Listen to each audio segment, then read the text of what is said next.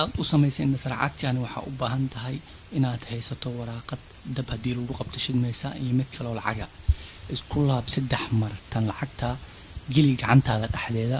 ka qari asxaabtaada marka aad diyaar ka tahay shid waraaqada haddii dabka lagu qabto shidmaysa soo jiid tan lacagta u soo bixi banaanka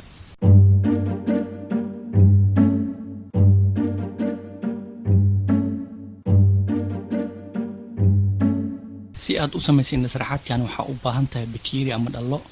waraaqada gacanta la isaga tira iyo miis ku adkay waraaqada gacantaada inta ay isku hoos jirto bakeeriga ama dhalada si ay u yeelato qaab dhismeedka bakeeriga jiid 2 mar miiska ku jiid isla markaana kirid hoos u sheeg asxaabtaada in bakeeriga uu meesha uu ka baxay isla markaana gacantaada ku qaraac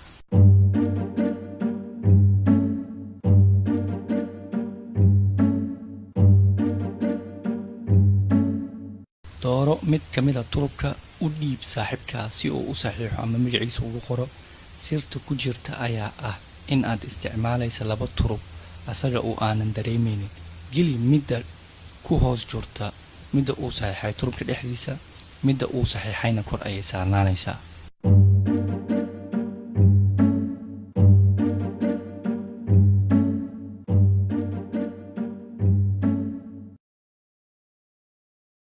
si aad u samayso indha sarcaadkan waxaa u baahan tahay taraq iyo sharooto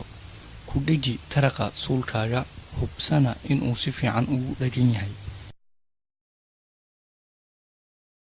haddii aad sidaan gacantaada ugu qabatid wuxuu u ekaanayaa inuu meesha ka baxay haddii aad rabtidna in aad dib u soo celisid kaliya gacantaada isku xir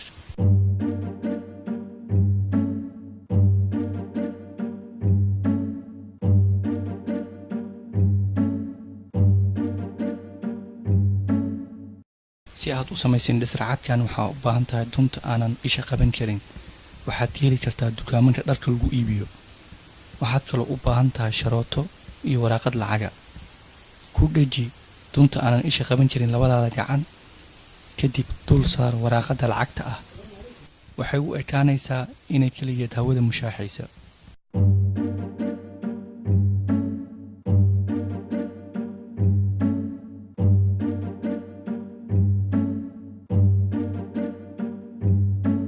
si aad u samayso indha sarcaadkan waxaa u baahan tahay suul caag ah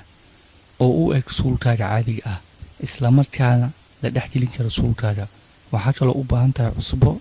ama maro ama wax allaala wixii aad rabtid in asxaabtaada aad ka qarisid geli suulka feelsada ah gacantaada kadib geli marada ama cusbada suulka dhexdiisa waxay asxaabtaada u malaynayaan in aad gelinayso